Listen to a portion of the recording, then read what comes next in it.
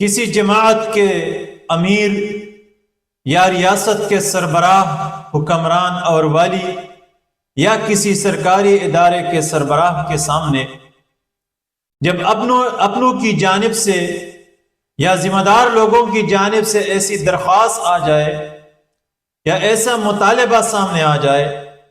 جس کا رد کرنا مشکل ہو، اور اپنے جماعت کے امیر یا ادارے کے سربراہ یا ریاست کے والی اور حکمران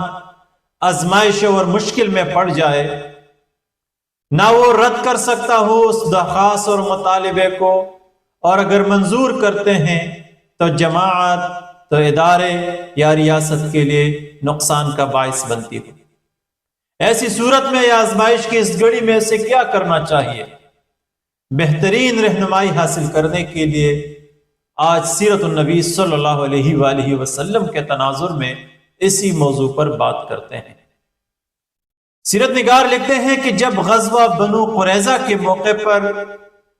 بنو قریظہ نے ہتھیار ڈال دیے، خود کو جناب محمد رسول اللہ صلی اللہ علیہ وسلم کے رحم و کرم پر چھوڑ دیے، اور رسول اللہ صلی اللہ علیہ وسلم کے حکم پر بنو قریظہ کے جنگجوؤں کو گرفتار کر دیا گیا اور ان کے ہاتھ باندھے گئے اور ان کو پیش کیا گیا اور ان کے فیصلے کا وقت آ گیا، تو انصار میں سے جو ان کے دو بڑے قبائل ہیں، اوس اور خزرج، اوس کے لوگ سامنے آ گئے اور پیغمبر اسلام صلی اللہ علیہ وسلم سے درخواست کی کہ اللہ کے رسول ان کے ساتھ احسان فرمائیے، اور جو بدلہ یا جو انتقام یا جو سزا آپ نے اس سے قبل ہمارے انصار کی درخواست پر بنو قنقاع کو دی تھی یا بنو نذیر کو دی تھی، وہی سزا ان بنو قریظہ کو بھی دی جائے، کیونکہ یہ بنو نذیر یا بنو قنقاع ہمارے دیگر دو بھائیوں کے، خزرج کے حلیف رہے ہیں زمانے جاہلیت میں قبولیت اسلام سے قبل، اور یہ بنو قریظہ ہمارے قبیلہ اوس کے حلیف رہے ہیں، ہمارے اوپر ان کے احسانات ہیں، اے اللہ کے رسول ان کے ساتھ بھی احسان کا معاملہ فرمائیے۔ یعنی جس طرح عصر حاضر میں قتل کے جرم میں سزائے موت کے بجائے عمر قید دی جاتی ہے، تو اسی طرح ایک قسم کی ان کی درخواست بھی یہ تھی کہ قتل کی بجائے ان کو ساتھ احسان کیا جائے اور ان کو جلا وطن کر دیا جائے، فقط جلا وطنی پر اکتفا کرے۔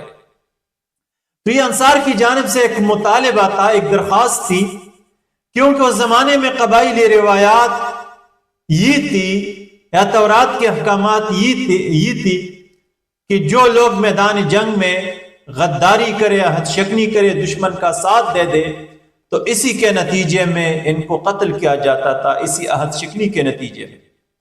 تو یہ بنو قریظہ کی سزا چونکہ واضح تھی کہ ان کو یہی سزا ملنے والی تھی، تو قبیلہ اوس کے لوگوں نے رسول اللہ صلی اللہ علیہ وسلم کے سامنے یہ درخواست پیش کی کہ سزائے موت کی بجائے ان کے ساتھ احسان کر کے نرمی کی جائے، جس پر رسول اللہ صلی اللہ علیہ وسلم نے فرمایا کہ کیا تمہیں یہ پسند ہے کہ ان کے حوالے سے فیصلہ میری بجائے آپ کا سردار آپ میں خود کرے، یعنی حضرت سعد بن معاذ رضی اللہ تعالیٰ عنہ۔ تو اس پر قبیلہ اوس نے کہا کہ بالکل ہمیں منظور ہے کہ ہمارا سردار حضرت سعد بن معاذ رضی اللہ تعالیٰ عنہ ہی اس کا فیصلہ کرے۔ ان کا خیال تھا کہ شاید وہ ذرا نرمی کرے گا، تو اس پر رسول اللہ صلی اللہ علیہ وسلم نے ارشاد فرمایا کہ حضرت سعد بن معاذ کو حاضر کیا جائے تاکہ بنو قریظہ کے حوالے سے فیصلہ سنائے۔ اب رسول اللہ صلی اللہ علیہ وسلم کی زندگی کی اس واقعے سے اس پر بڑی تحقیق کی ضرورت ہے، خصوصاً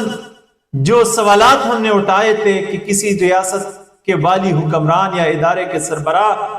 یا جماعت کے امیر کے سامنے اسی طرح کا مطالبہ آ جائے جو اپنوں کی جانب سے ہو، جو ذمہ دار لوگوں کی جانب سے ہو، جو قربانی دینے والے لوگوں کی جانب سے ہو،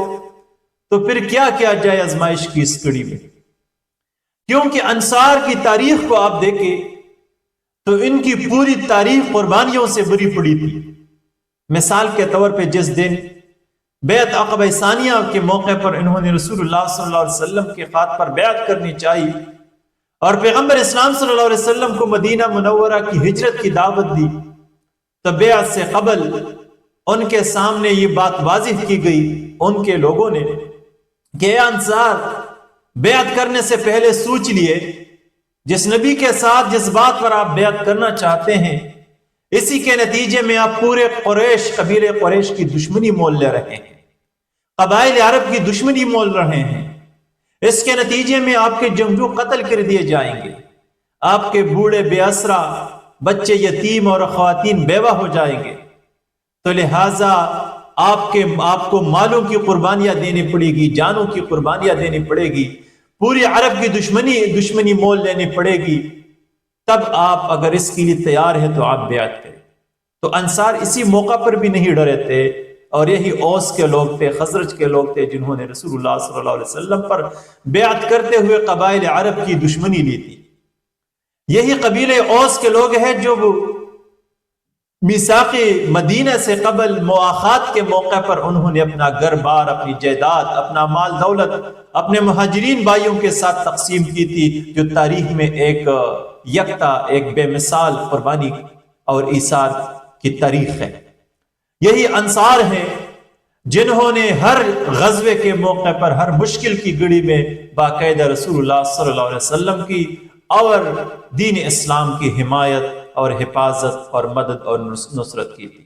یہی انصار تھے کہ غزوہ خندق کے موقع پر جب رسول اللہ صلی اللہ علیہ وسلم نے ان کے سامنے یہ مشورہ رکھا کہ اگر آپ کو پسند ہے تو ہم بنو غطفان کے ساتھ معاہدہ کرتے ہیں، ان کو مدینے کے کھجور دیتے رہیں گے تاکہ وہ لشکر کفار کا ساتھ دیتے ہوئے واپس ہو جائے، لیکن انصار نے کہا تھا کہ ہم ان لوگوں کو کچھ بھی دینے کے لیے تیار نہیں ہے، زمانے جاہلیت میں ہی ہماری مرضی کے خلاف ایک کھجور نہیں لے سکتا تھا، تو آج یہ کس طرح ہم سے لیں گے؟ یعنی قبائل، یہ انصار کے قبائل کسی سے ڈرنے والے نہیں تھے، اسلام کے حوالے سے کسی ملامت گر کی پرواہ نہیں کرتے تھے، اپنی جان مال اور اہل و عیال کی قربانی دینے کے لیے تیار تھے۔ اب اس طرح قربانی دینے والے لوگ جب سامنے آ جائے اور وہ درخواست پیش کرے کہ دشمنان اسلام کے ساتھ نرمی کی جائے، تو بے شک امیر جماعت مشکل میں پڑ جائے گا، آزمائش کی گھڑی ہے۔ تو یہ تا قیامت امت کی رہنمائی کے لیے یہ موقع سامنے آ گیا کہ اس قسم کی مشکل کی گھڑی میں اپنے کارکنوں کے، اپنے ماتحتوں کی، اپنی رعایا کی قربانیوں کو، ان کے جذبات کو مد نظر رکھتے ہوئے آپ ڈکٹیٹر نہ بنے، آپ ظالم نہ بنے، آپ بالکل قانون گو نہ بنے کہ ان کو یک زبان ہو کے ان کے مطالبہ یا درخواست کو آپ رد کر دیں، بلکہ رسول اللہ صلی اللہ علیہ وسلم نے ان کو یہ تعلیم دی کہ آپ موقع شناسی پر شناسی خود میں پیدا کرے، موقع کی نزاکت آپ سمجھ لے، لوگوں کی ذہنیت آپ سمجھ لے، موقع کی نازک آپ سن لے کہ کتنا نازک موقع ہے، نزاکت آپ معلوم کریں موقع کی، پھر آپ رسول اللہ صلی اللہ علیہ وسلم کی زندگی کو دیکھیں کہ رسول اللہ صلی اللہ علیہ وسلم ان میں سے ایک ایسے بندے کا انتخاب کرتے ہیں جو انصار کا سردار ہے، اور اسے پتا تھا کہ کس موقع پر بنو قریظہ نے عہد شکنی کی تھی اور لشکر اسلام اور مدینے کی ریاست اور مدینے کی باسیوں اور مسلمانوں کو کس قدر خطرات میں ڈال دی تھی، ان کی وجود کو کس قسم کا خطرہ لاحق ہوا تھا۔ پھر اسی حضرت سعد بن معاذ رضی اللہ تعالیٰ عنہ کی موجودگی میں آپ کے سامنے میدان جنگ میں، جنگ کے موقع پر اسی بنو قریظہ نے شان رسول میں گستاخی کی تھی، بد کلامی کی تھی، تو ان کی گستاخی بھی آپ کو معلوم تھی۔ تو رسول اللہ صلی اللہ علیہ وسلم نے اس نازک موقع پر ایک بہترین معاملہ فہم، دور اندیش اور انصار کے سردار حضرت سعد بن معاذ رضی اللہ تعالیٰ عنہ کا نام پیش کیا۔ تو لہٰذا مشکل وقت میں خود فیصلہ کرنے کی بجائے امت کو یہ تعلیم مل گئی کہ قوم کو سدھارنے کے لیے، مسئلہ کو دفع کرنے کے لیے، اپنے ماتحتوں کی مسئلے کو بہترین انداز میں حل کرنے کے لیے آپ متبادل بھی پیش کر سکتے ہیں۔ اب یہاں پر ذہن میں یہ سوال پیدا ہوتا ہے کہ وہ انصار جو رسول اللہ صلی اللہ علیہ وسلم پر سب کچھ قربان کرنے کے لیے تیار تھے، تو وہ کس طرح رسول اللہ صلی اللہ علیہ وسلم کی موجودگی میں ایک انصار کے سردار، ایک صحابی کے فیصلے پر راضی ہو گئے اور ان کو اپنا منصف یا اپنا قاضی مقرر کیا۔ تو جب رسول اللہ صلی اللہ علیہ وسلم موجود تھے تو یہ انصار یا مسلمانوں کی یہ جماعت یا یہ لشکر ایک عام صحابی پیغمبر اسلام صلی اللہ علیہ وسلم کی بجائے حضرت سعد بن معاذ رضی اللہ تعالیٰ عنہ کو قاضی بننے پر یا اسے منصف بننے پر کس طرح رضامند ہو سکتے ہیں، کس طرح ان کو اختیار دے سکتے ہیں؟ تو یہ اپنی جگہ ایک قابل تحقیق سوال ہے، اس پر آنے والی لیکچرز میں تفصیل کے ساتھ گفتگو ہوگی کہ اسی ایک واقعے سے امت کو بڑی رہنمائی ملی ہے کہ قاضی کس طرح قضا کا عہدہ قبول کر سکتا ہے، قضا کے عہدہ قبول کرنے سے پہلے ان کو کن باتوں کا خیال کرنا چاہیے، اور فیصلے دیتے وقت ان کو کن کن امور کو مد نظر رکھنا چاہیے۔ ایک پوری قضا کی تفصیل ہے اسی میں، عدالت کی تفصیل ہے اس میں، قاضی کی ذمہ داریوں کی تفصیلات ہے اس میں۔ اسی واقعے سے بہت کچھ مل سکتا ہے، آنے والے لیکچرز میں اس پر تفصیل سے بات ہوگی۔ بہرحال انصار کی جانب سے اسی حضرت سعد بن معاذ رضی اللہ تعالی عنہ کی بطور قاضی رضامندی سے یہ مسئلہ رسول اللہ صلی اللہ علیہ وسلم نے حل کرنا چاہا کہ حضرت سعد بن معاذ رضی اللہ عنہ جو فیصلہ کرے گا انصار اسی پر راضی ہوں گے۔ اب یہاں پر یہ انصار کا یہ مطالبہ، یہاں پر ایک سوال یہ بھی پیدا ہو سکتا ہے کہ اس زمانے کی قبائلی روایات کے مطابق، دستور کے مطابق، یہودی تعلیمات، تورات کے تعلیمات کے مطابق یہ بات واضح تھی، اور اس کا اقرار حضرت ابو لبابہ رضی اللہ تعالیٰ عنہ قبیلہ اوس کے ایک فرد نے کیا بھی تھا بنو قریظہ کے ہاں کہ وہ سب قتل کر دیا جائے۔ جب فیصلہ واضح تھا اور وہ قتل تھا تو انصار کس طرح درخواست کر سکتے ہیں، مطالبہ یا کر سکتے ہیں کہ ان کی سزا کی بجائے، قتل کی بجائے قصاص میں ان کو جلا وطن کیا جائے؟ تو ایک عام فیصلے، تو اسی طرح ایک فیصلے کو کس طرح تبدیل کرنے کی درخواست کر سکتے تھے؟ تو یہ بات بھی ہمیں معلوم ہونی چاہیے کہ انصار کا یہ مطالبہ اس وقت یا یہ درخواست اس وقت تھا جب قرآن کی یا حدیث کی یا سنت نبوی کی کوئی واضح نمونہ اس حوالے سے موجود نہیں تھا، بلکہ اس زمانے کی دور جاہلیت کی قبائلی روایات میں تھی یا منسوخ شدہ تورات کے احکامات میں تھی۔ اسلام کا حکم اس وقت تک واضح نہیں تھا، تو یہ کبھی بھی اسلام کی یا رسول اللہ صلی اللہ علیہ وسلم کی فیصلے کی خلاف ورزی نہیں تھی۔ دوسری ہم دیکھتے ہیں کہ انصار انتہائی خوددار لوگ تھے، اور احسان یہ احسان فراموش نہیں تھے، کسی کے احسان کو نہیں بھلا پاتے تھے۔ تو زمانے جاہلیت میں یہ اپنی جگہ ایک الگ لیکچر ہے کہ قبیلہ بنو قریظہ کا ان انصار کے پاس، خصوصاً بنو اوس کے پاس، بنو اوس قبیلہ اوس پر بڑے احسانات تھے۔ تو ان کے احسانات کو مد نظر رکھتے ہوئے کہ ان کے ساتھ ان کے بہترین مراسم تھے، تعلقات تھے، مشکل حالات میں، سخت گھڑی میں، زندگی کے سخت موقع پر بنو قریظہ کے ان یہودیوں نے بنو اوس کا ساتھ دیا تھا، لہٰذا انہی پرانی احسانات کو مد نظر رکھتے ہوئے